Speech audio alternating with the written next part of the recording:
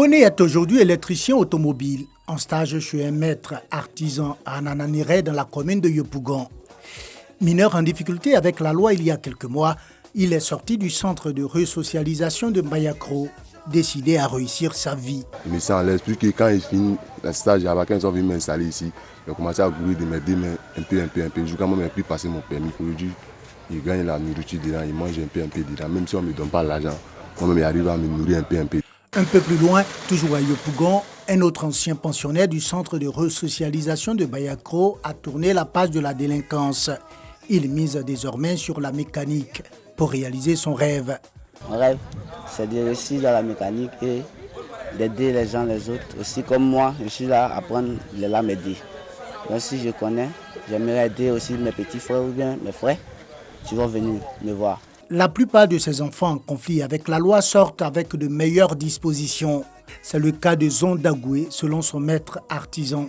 Il est beaucoup courageux, c'est ça qui est important. Parce que quand tu es courageux, puis il aime aussi son métier. Parce que quand tu aimes, tu es courageux, c'est plus facile que tu comprends.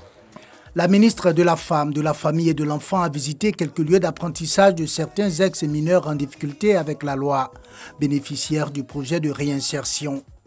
Le professeur Bakayeko Liramata se dit satisfaite. Nous avons vu des enfants qui ont reconnu qu'ils avaient pris la mauvaise voie, qu'ils étaient allés dans la rue, mais qui, de par leur volonté même, qui ont accepté d'aller au centre de resocialisation de Mbayakro. Ils ont fait 6 mois, ils peuvent ne pas rester. Ils sont restés, puis ils ont accepté de venir chez les maîtres artisans. Et partout, on nous a dit que les enfants sont des génies créateurs. Sur les 521 bénéficiaires présents dans le dispositif fin juin 2018, 346 sont toujours en activité, dont 25 à l'école, 11 à leur propre compte et 310 en apprentissage chez les maîtres artisans. 175 bénéficiaires sont sortis du dispositif pour diverses raisons.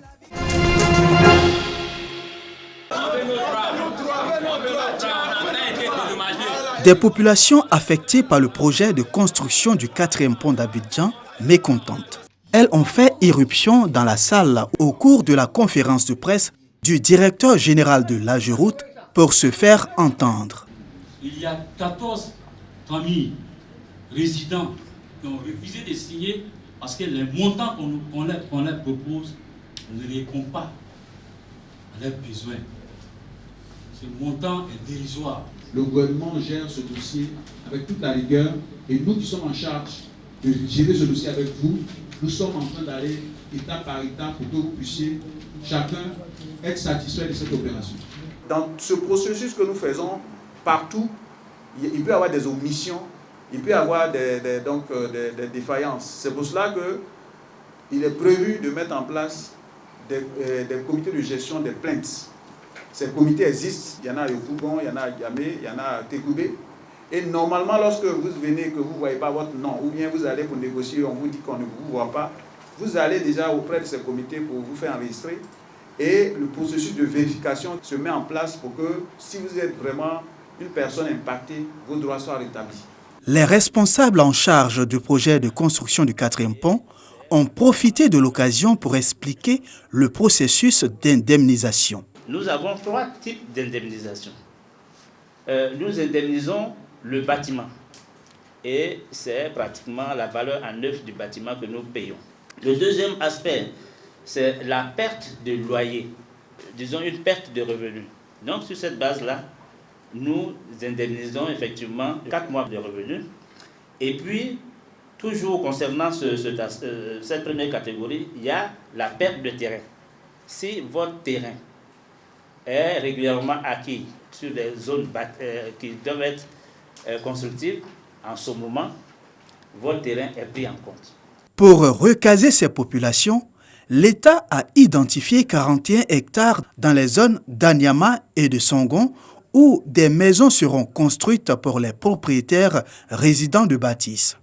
Concernant les paiements, sur les 9 922 ménages identifiés, 7 216 font l'objet d'autorisation de paiement et 3 385 ont déjà été indemnisés.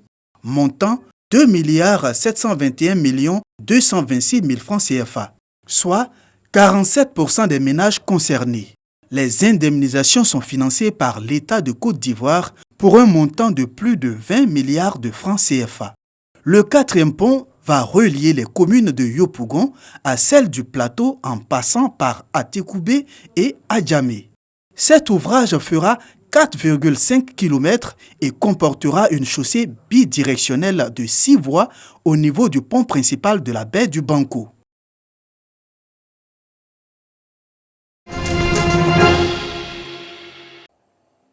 Construit dans les années 1974, le centre Notre-Dame du Rosaire de l'Ataha est un lieu de recueillement et de ressourcement spirituel et de pèlerinage.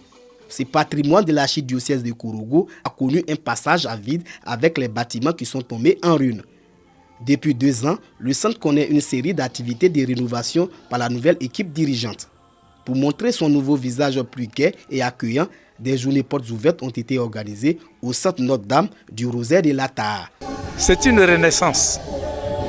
Déjà à l'entrée, je vois que les bâtiments qui étaient délabrés sont devenus de très beaux bâtiments, en particulier la chapelle qui a été rénovée. Le sous-préfet de l'Ataha s'est engagé à travailler aux côtés des responsables afin de faire de ce centre un site touristique et de recueillement religieux. Prendre en tout cas à mon niveau toutes les initiatives qui pourraient les aider à atteindre les objectifs qu'ils se sont assignés pour permettre au centre d'être ce qu'il était par le passé. Les participants saluent les efforts consentis pour redonner vie au centre Notre-Dame du Rosaire de l'Ataha. Des panels ont meublé le programme de ces journées. Pour rendre le centre autonome, un programme d'élevage est désormais mis en place. Un concert des chantres Boniface et Guy Christ Israël ont tenu en haleine tous les chrétiens qui ont effectué le déplacement de l'Ataha.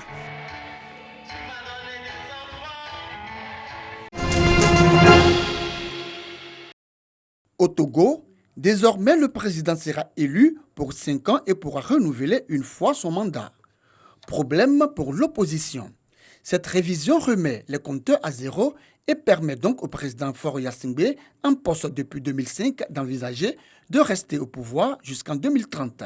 La coordinatrice de la plateforme C14, Brigitte Adamabou Johnson, dénonce une réforme inacceptable et promet de poursuivre la lutte pour l'alternance démocratique. L'opposante n'écarte pas d'appeler à de nouvelles manifestations.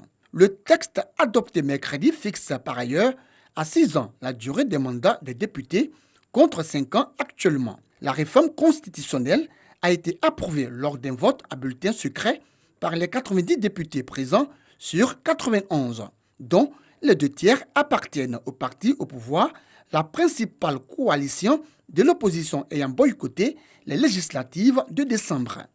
Au Togo, un projet de révision constitutionnelle est adopté s'il est voté à la majorité des 4/5, soit 73 députés. Selon le nouveau texte, le président de la République est élu au suffrage universel, libre, direct, égal et secret pour un mandat de 5 ans, renouvelable une seule fois. Cette disposition ne peut être modifiée que par voie référendaire. Jean-Pierre Bemba réclame plus de 68 millions d'euros de dommages et intérêts à la Cour pénale internationale, soit plus de 44 milliards de francs CFA. Accusé de crimes contre l'humanité et crimes de guerre commis en Centrafrique en 2002 et 2003, il a finalement été acquitté en juin 2018 après avoir passé 10 années en prison. Après son arrestation, la Cour avait fait saisir ses biens, notamment ceux au Portugal, en Belgique et en République démocratique du Congo. L'ancien vice-président congolais accuse aujourd'hui la Cour d'avoir laissé ses biens à l'abandon et réclame des compensations. La demande a été plaidée jeudi 9 mai lors d'une audience devant la CPI. Jean-Pierre Bemba réclame 26 millions d'euros pour ses années de prison.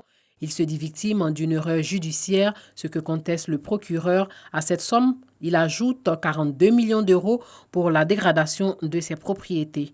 Lors de son arrestation, la Cour avait demandé à plusieurs États de geler ses biens et saisir ses avoirs.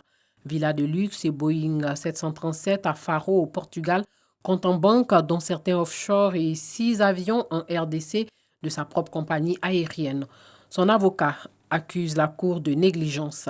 À l'audience, l'un des greffiers a contesté et affirmé que de nombreux biens étaient déjà hors d'usage avant même son arrestation.